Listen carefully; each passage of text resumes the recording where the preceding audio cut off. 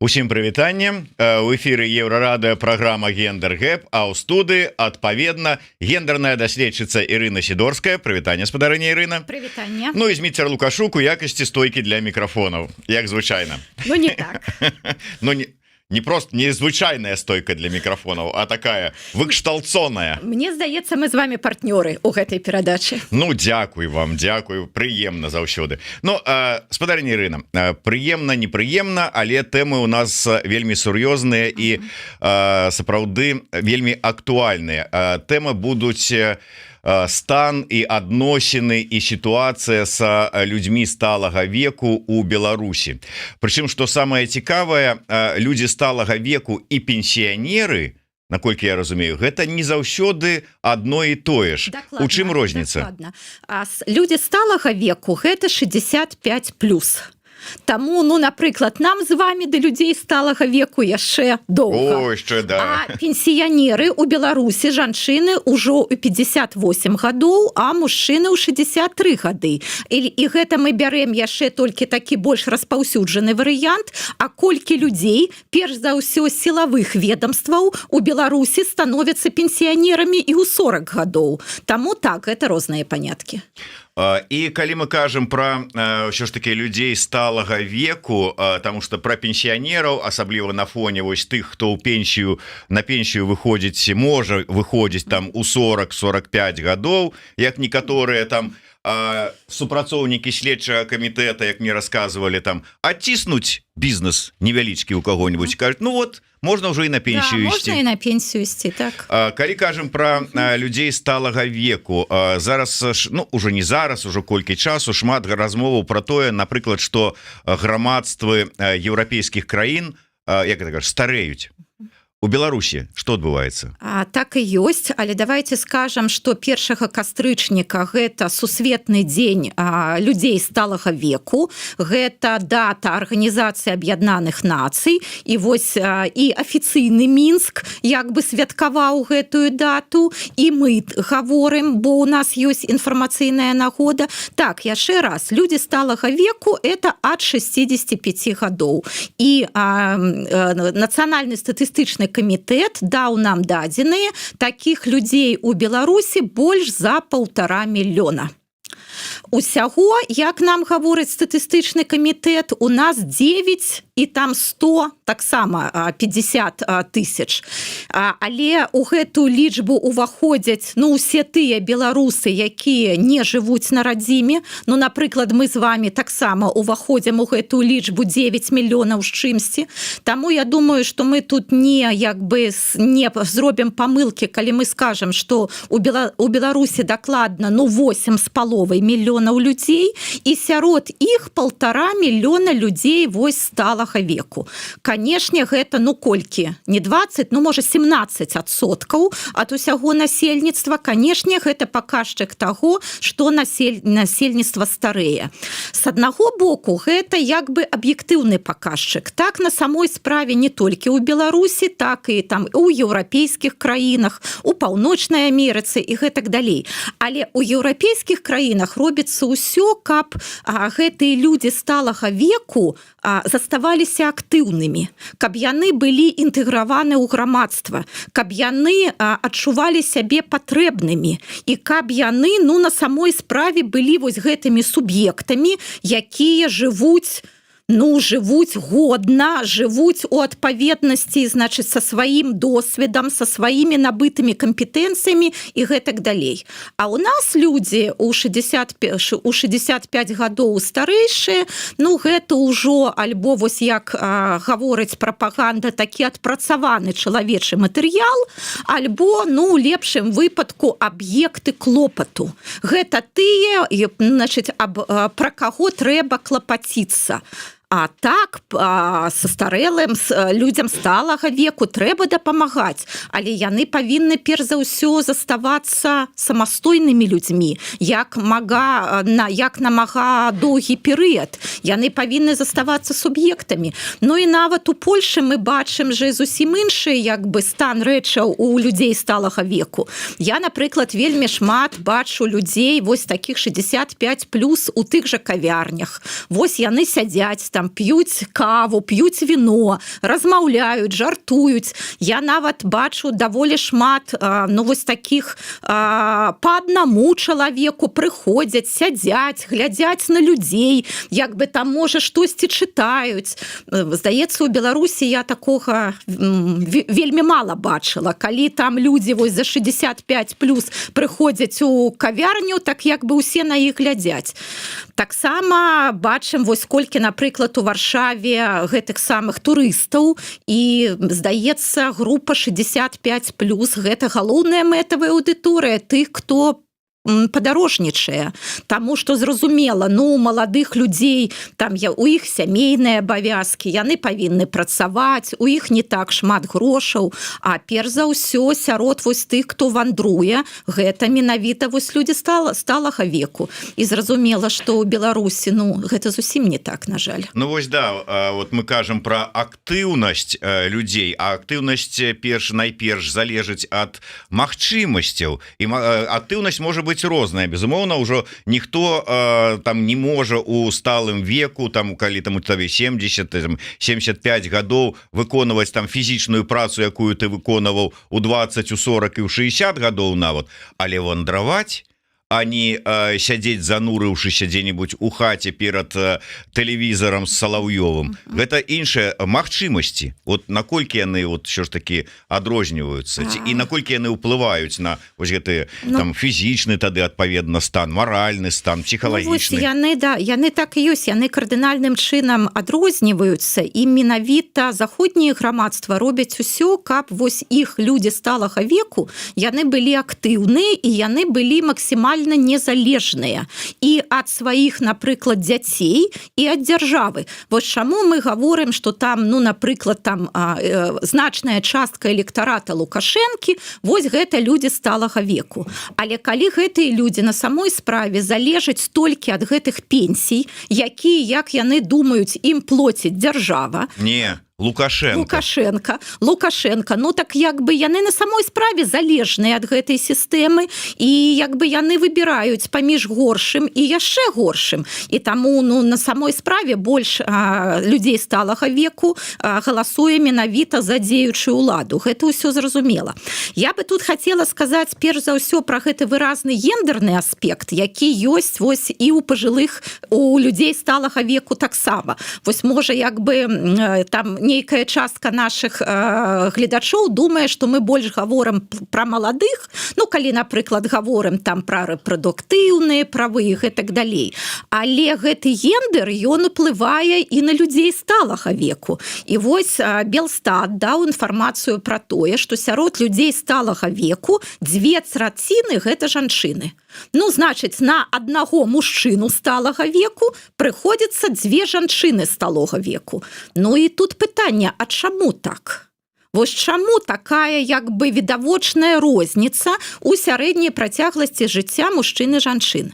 І я думаю, тут, ну, таксама большая частка нашай аўдыторыі ведае, што яна ў Беларусі афіцыйна 10 гадоў. Розніца паміж сярэдняй працягласцю жыцця мужчын і жанчын.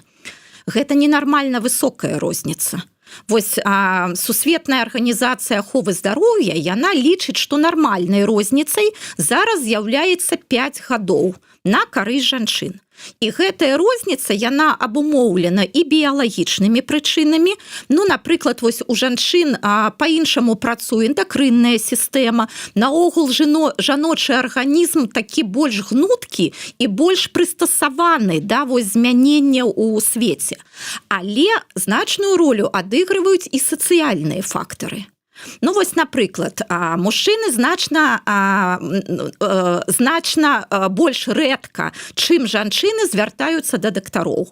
Вось калі я, напрыклад, вяла курс па гендеру ў сваіх студэнтаў, я ім нават прапанавала, вось зайдзіце ў паліклініку, у звычайную паліклініку і паглядзіце, хто там прывалюе сярод пацыентаў. Вось хто сядзіць у гэтых чэргах.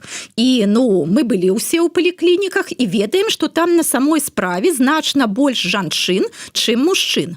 Но гэта ж не таму, што мужчыны не хварэюць. мужчыны таксама хварэюць, але вось гэтыя гендерныя стэрэатыпы пра тое, што мужчына як быццам бы не павінен хварэць, не павінен там гаварыць пра тое, што ў яго нейкія там праблемы, што вось ён як бы павінен цярпець.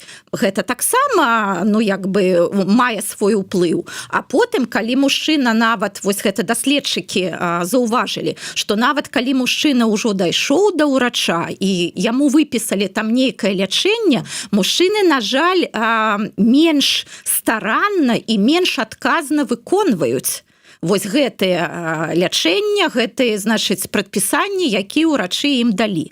Вось гэта адна прычына, таму што мужчыны не займаюцца прафілактыкай, наогул менш дбаюць пра сваё здароўе. Другая прычына – гэта ўсе шкодныя звычкі, якія датычаць курэння, злоўжывання алкаголем, мінімальнай фізічнай актыўнасці, там пераеданні і гэтак далей. Ну, вы ж ведаеце, у нас жа вялікія праблемы і злоўжываннем алкаголю перш за ўсё. Таксама цікава, што як бы новых лічбаў нам ужо дзяржава, здаецца, ўжо гадоў, можа, нават 5 не дае. Вось апошнія лічбы, якія ёсць по злоўжыванню алкаголем, гэта за 2019 год. І тады было, што мужчыны, кожны беларускі мужчына у сярэднім ужывае у пераліку на чысты спірт 18 літраў. Вы разумееце, якая гэта, вялікая як бы лічба. А кожная беларуская жанчына усяго 5,5. Вось такая розніца, а гэта тое, што перш за ўсё ўплывае на сардэчна-сасудзістыя захворванні. Вось менавіта сардэчна-сасудзістыя захворванні гэта першае, чаму паміраюць заўчасна беларусы і беларускі. І вось гэта ўсё, перш за ўсё, датычыцца мужчын. Вось гэтыя сацыяльныя фактары б'юць потому, што мужчыны жывуць значна менш, чым жанчыны. І вось тут я яшчэ хачу прывесці такую цікавую, мне здаецца, лічбу. Вось мы як бы гаворым пра гендерную роўнасць, і ў кагосьці можа скласціся ўяўленне, што толькі жанчыны выйграюць ад гендернай роўнасці. Але гэта не так. На самой справе і мужчыны выйграюць ад гендернай роўнасці. І калі мы возьмем краіны, якія наперадзе па паказчыка гендернай роўнасці, якія ўзначальваюць усякія рэйтынгі, то на першым месцы ўжо там больш за 10 гадоў Ісландыя. І вось там розніца паміж сярэдняй працягласцю жыцця мужчын і жанчын 3 гады. 3 гады. А у нас 10. А вось скандынаўскія краіны, у якіх таксама ўсё добра з гендернай роўнасцю, там каля 5 гадоў. Вось тое, што якраз Арганізацыя аховы здароўя лічыць як бы нармальным. Таму вось калі нават мы называем толькі вось гэтую лічбу пра тое, што мужчыны ў Беларусі жывуць прыкладна на 10 гадоў менш за жанчын, гэта ўжо паказвае, што не такое ж добрае становішча ў беларускіх мужчын і вялікую цану яны плацяць за той патрыархат і аўтарытарызм, які ёсць зараз у Беларусі. Вот бачыце, трэба таксама гендерную роўнасць дасягаць, нават, і выбачайце, я пажартую, можа быць, хоць і не да месца, можа быць, зусім. Нават вот у спажыванні алкаголя 18,5. Калі роўнасці дасягаць, жанчыны будуць выпіваць больш, мужчынам будзе заставацца менш. А можа, каб мужчыны ўсё ж такі меншы пачалі выпіваць? Я ведаю, што вы так скажаце.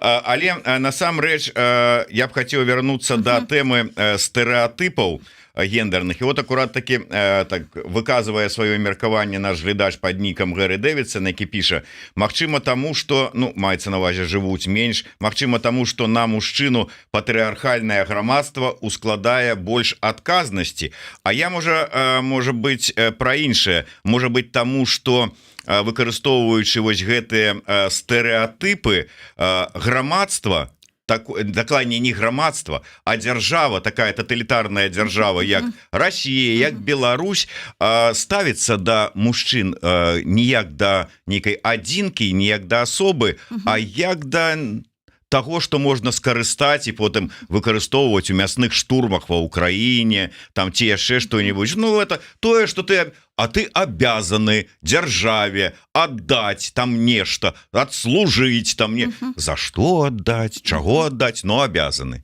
И адыгрывае некую роль, не? Адыгрывае. Я вось цалкам за і пра тое, што сказаў наш глядач, і пра тое, што сказалі вы. Так, дзяржава як бы дае мужчынам дзве функцыі. Першая, гэта функцыя здабытчыка, вось пра што, мне здаецца, гаварыў наш глядач. А другая функцыя, гэта абаронцы радзімы, гэта я беру ў двукосе.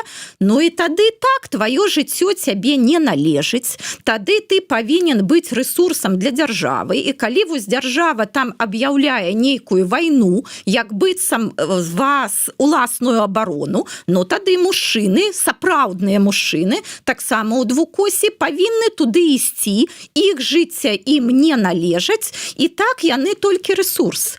На самой справе так. Я не скажу, что, на жаль, у тоталітарных дзяржавах і да жанчын такое стаўленне. Калі мы гаворым пра тое, што жанчына як быццам абавязана нараджаць, гэта ж таксама, што жанчыны рэсурс. Вось, значыць, але яна будзе нараджаць новых салдат, а мужчына гэта той салдат, які павінен ісці ваяваць. Але ў мірнае жыццё галоўная функцыя мужчыны згодна з гэтымі стэрэатыпамі гэта забяспечваць сям'ю, зарабляць шмат грошай. Зразумела, што у сучаснай Беларусі, у сучаснай Расіі гэта могуць далёка не ўсе мужчыны. І не таму, што там яны не хочуць, альбо таму іх няма адукацыі, а таму, што няма для гэтага умоў. Вельмі шмат працоўных месцаў, яны на самой справе адказныя, яны складаныя, але яны вельмі дрэнна аплочваюцца. Вось калі мы гаварылі, чаму, напрыклад, вялікая частка расійскіх мужчын зараз ваюе ва Ўкраіне, это таму, што грошы, яны атрымліваюць тыя грошы, якіх яны ніколі ў сваім жыцці, нават як бы не марылі пра тое, што яны такія грошы могуць зарабляць. Канешне, іншае пытанне, чаму яны сябе не задаюць пытання, за што яны гэтыя грошы атрымліваюць. Але вось менавіта стэрэатып пра тое, што мужчына павінен быць здабытчыкам, ён вельмі, як бы, на самой справе, вельмі, так бы, азначае мужчынскае жыццё. І вось вы гаварылі пра пенсіі, і так на пенсіі сярэдні беларускі мужчына, вось мы сказалі, што працягласць жыцця 69 гадоў, на пенсію ідзе ў 63 гады, гэта значыць 6 гадоў, сярэдні беларускі мужчына жыве на пенсіі. У тым ліку таму, што калі вось мужчына сыходзіць з працы, ён як бы, згубляе вось гэты сэнс жыцця. Больш ён ужо не здабытчык, ён уже жыве на гэтую пенсію, у яго няма сувязяў сацыяльных, яны ўсе былі, альбо там значная большасць гэтых сувязяў былі па працы, і ўсё, а зараз ты пенсіянер, і ты як быццам ужо нікому не патрэбен, у цябе няма ніякіх там цікавасцей, у цябе там няма свайго кола, ты там не занимаешься валантэрствам, і так няма сэнсу ў жыцці. Тады гэтыя 18 літраў чыстага спірту і ўзнікаюць.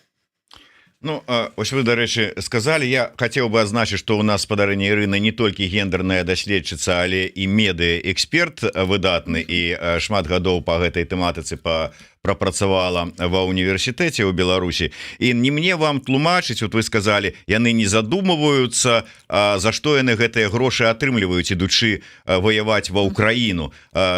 Слухайте, ім як працуе прапаганда, не мне вам расказваць. І ім там, абы вырвацца са свайго Мухасранску, з прыбіральняй на вуліцы, і дзе зімой выйсці ў туалет і задніца прымярзае. А яшчэ за гэта і грошы атрымліваюць. А тут яшчэ табе прапаганда расказала, як ты там ідзеш там святую Русь бараніць. Якія сумневы, Господі, аўтамат на плячо, а потым сваёй жонцы, маці, там яшчэ каму-небудзь яшчэ і грошы падкіну, а глядзіш, яшчэ і унітаз новы пераслаў. Ну, так, праз беларускую пошту. Так і ёсць, і калі вось мы там былі шакіраваныя у пачатку вайны, когда вось менавіта жонкі альбо маці адпраўлялі вось сваіх мужэй альбо сыноў на вайну, грошы заробіш для сям'і. А што ты тут робіш? Ты тут только ляжыш на канапе, п'еш, ты не працуеш, ну так вось ідзі, так можа за гэтыя грошы там адукацыю дзецям дадзім, там кватэру нейкую пабудуем і гэтак далей. Ну вось гэта і ёсць вось гэтыя гендерныя стэрэатыпы, якія гавораць мужчыне, што вось у цябе толькі каб быць сапраўдным мужчынам, значыць, па-першае, быць здабытчыкам, ты павінен зарабляць шмат грошай, а па-другое, ты павінен быць, яшчэ раз беру ў двукосці, абаронцам радзімы. Людзьмі сталага ўзросту, але яшчэ з-за таго, што колькі людзей з'язджае. І гэты працэс, я так разумею, ён таксама вельмі моцна ўплывае на сітуацыю. Безумоўна, і з'язджаюць жа перш за ўсё ж такі маладыя людзі, тыя, якія толькі пачынаюць працаваць альбо працуюць. А ў нас у краіне вось гэтая салідарная пенсійная сістэма. Гэта значыць, што наступныя пакаленні яны працуюць, каб даць пенсію тым, якія знаходзяцца на пенсіі зараз. І зразумела, праз некалькі гадоў гэта будзе зусім уже такая катастрафічная сітуацыя. Яна і зараз уже вельмі складаная, бо зразумела, на сённяшнюю пенсію большасць людзей пражыць не можа. Між іншым, вось калі была таксама інфармацыя тыдзень таму, я яшчэ раз гавару пра тое, што дзяржава хавае лічбы, але час ад часу ўсё ж такі штосьці прарываецца. І вось калі замміністрка гаварыла менавіта пра пенсіянераў, яна гаварыла пра тое, што ў Беларусі працуе амаль кожны 5-ы пенсіянер. Ну гэта ж паказвае і пра тое, што, значыць, людзі не могуць пражыць на гэтую пенсію, што пенсія гэта адразу робіць чалавека бедным, гэта ж як бы зразумела. Таму вось такое таксама тут ёсць. І тут мы яшчэ закранаем пытанне, якое нарабіла шуму і больно ударыла шмат па каму у Беларусі.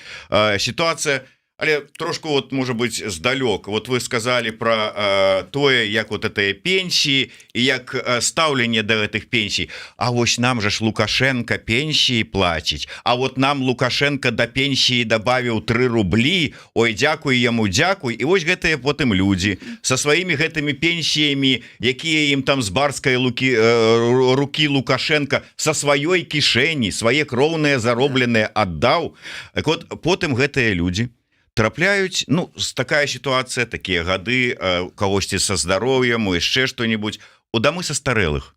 І вось сітуацыя, як паставілася дзяржава да гэтых людзей, якія знаходзяцца ў дамах састарэлых, таму што дамы састарэлых вымушаныя былі спыніць сваю дзейнасць.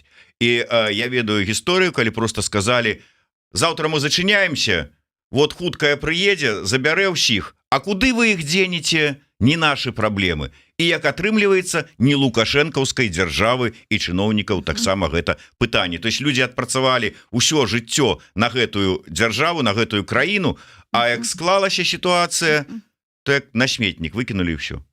Так і есть, гэта наогул нейкі такі здзек, бо, значыць, дзяржава прыняла рашэнне, што ўсе прыватныя дамы састарэлых, яны павінны мець ліцэнзіі. І зразумела, тут як аналогія, як з прыватнымі школамі, зразумела, што большая частка гэтых прыватных дамоў састарэлых, яна не можа атрымаць гэтыя ліцэнзіі.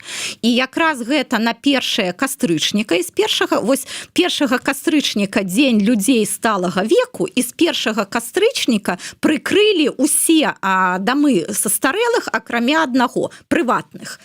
На самой справе гэта не толькі што, недальнабачна, гэта наогул, нейкі, я не ведаю, нейкі жах, бо мы пачалі з таго, што насельніцтва старэе. Гэта яшчэ раз аб'ектыўны і нармальны працэс. І якраз будзе і больш састарэлых людзей, і людзі будуць, спадзяваюся, жыць усё дольш і дольш. І вось гэтыя прыватныя дамы састарэлых, гэта неабходна ў сучаснай еўрапейскай краіне. Гэта абсалютна неабходная рэч. Гэта тое самае, што, не ведаю, мець там дзіцячыя садочкі, гэтак далей. і гэта нам спатрэбіцца і ў новай Беларусі дакладна таксама спатрэбіцца. І вось так вось і гэта быў добры выхад для шмат каго з саміх гэтых кліентаў гэтых дамоў і з іх сем'яў, бо сітуацыі бываюць вельмі розныя. І зразумела, вось мы гаварылі таксама пра жанчын шмат з вамі. І калі я гаварыла пра гэту другую смену, якая ёсць у многіх з якіх жанчын, я мела на ўвазе ў тым ліку бацькоў сталога веку, за якім гэтыя жанчыны як бы пра каго клапацяцца, за кім ухажваюць і гэтак далей. Таму гэта як бы патрэбна, каб было ў грамадстве, але дзяржава, яна ж не хоча нічога таго, што яна не можа кантраляваць. Вось як засталіся толькі, значыць, дзяржаўныя школы, акрамя некалькіх прыватных, які зразумела каму належаць. Гэтак сама і з гэтымі прыватнымі дамамі састарэлых. І глядзіце, яна яшчэ што дзяржава робіць. Яна зараз сказала, добра, значыць, ідзіце ў дзяржаўныя дамы састарэлых, але аддавайце нам свае кватэры.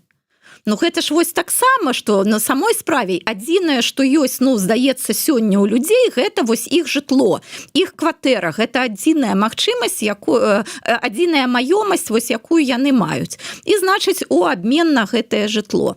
Вось яшчэ раз, дзяржава адносіцца да людзей, нават для людзей сталога веку, як да рэсурса, вось што з іх можна атрымаць ад гэтых людзей і дакладна не разглядае іх як асоб, як вось асоб, якія маюць права на годнае жыццё. Ведаеце, вы ведаеце, што з пазіцыі прапаганды з таго боку, гэта ў тым ліку і мы з вами вінаватыя ў гэтай сітуацыі. Потому что и тым, что пенсии малые, и тым, что держава не можа клопотиться про людей, тому что дэмсілы и все это вось латушки, тихановские и все іншие, а мы их падтрымліваем, выступают за тое, каб санкции узмацняліся супраць Беларусі, а санкции приводят до отсутности грошей у бюджете и нема за что платить ни пенсионерам, ни цяжарным, ни ўсім астатнім. Давайте я тут скажу менавіта як медыэкспертка. Прапаганда ўсё, што мы гаворым, перайначыць так, як ей выгодна. Вось гэта закон працы прапаганды. Вось усё самае правільнае, самае добрае, самае прыгожае, што мы скажам, прапаганда можа перакруціць з ног на галаву і інтэрпрэтаваць так, як ей будзе гэта зручна.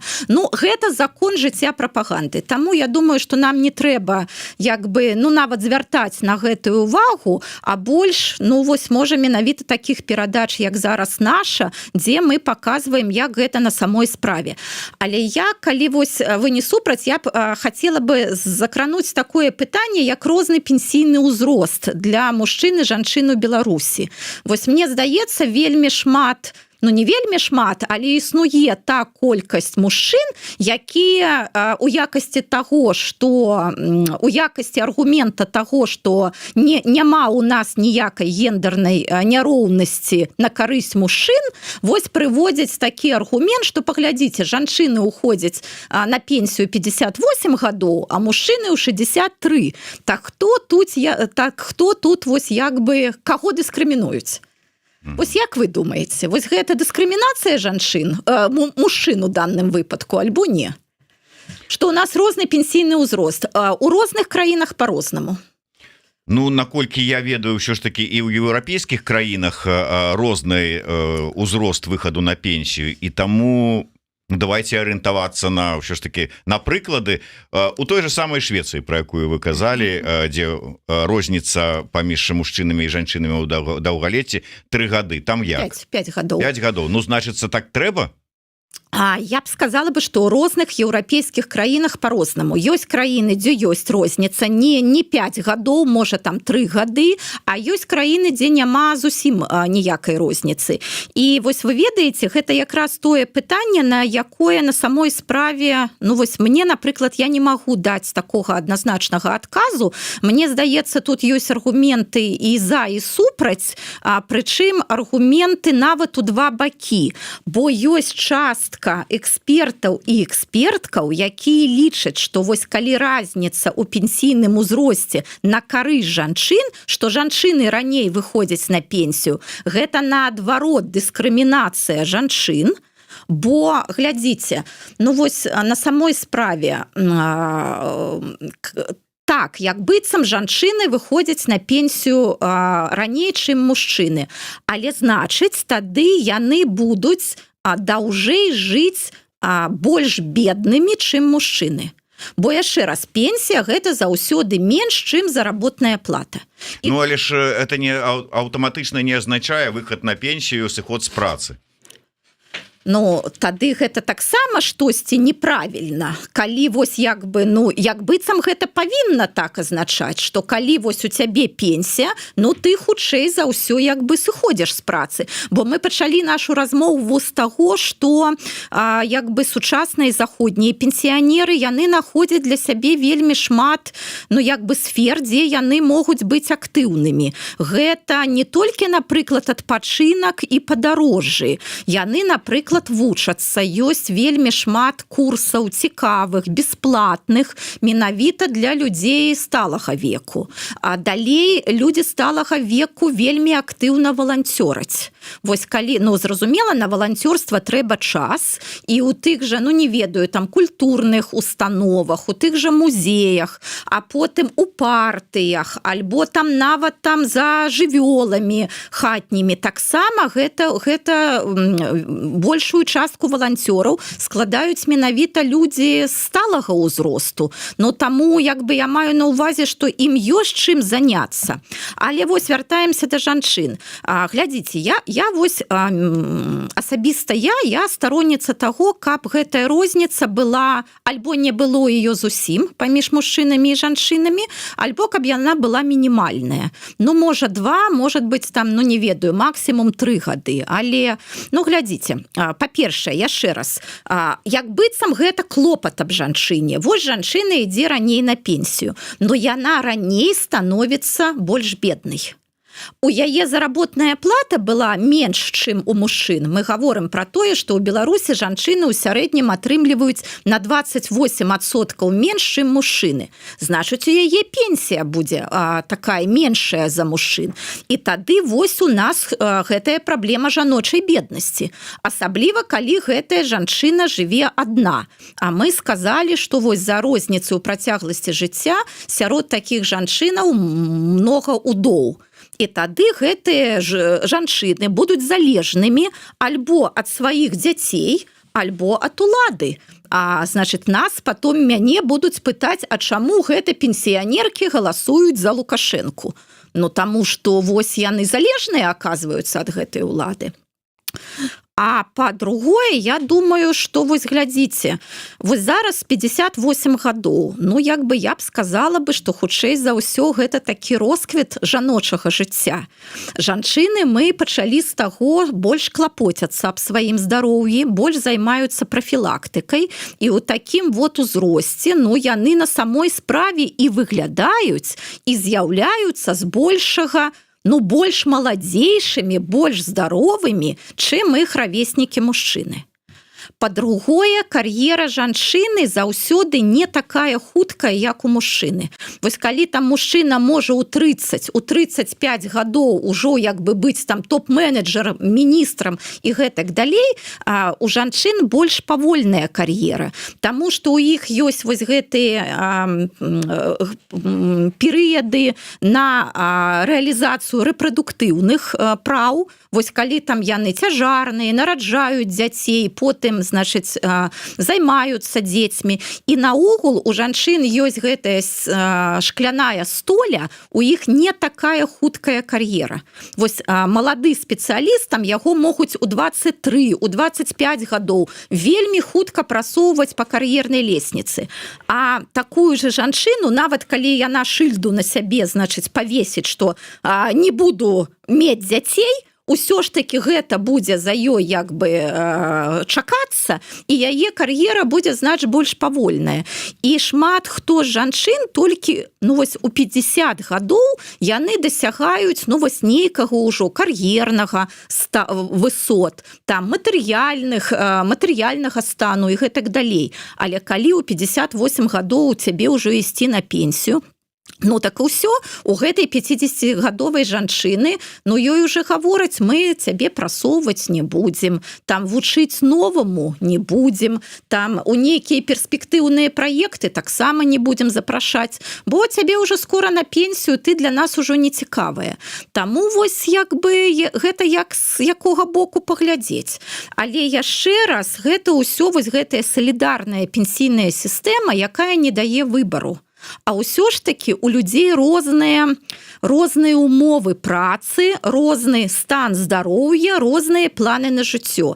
Вось калі я зараз гаварыла, што там у жанчыны ў 50 гадоў росквіт кар'еры, а і ў 58 гадоў яна не хоча ісці на пенсію, конечно, я больш мела на ўвазе жанчын, у якіх вышэйшая адукацыя, якія працуюць там спецыялістамі, кіраўнікамі, у якіх цікавая праца, яны доўга накаплівалі досвед, якія, зразумела, жывуць у вялікім горадзе і гэтак далей.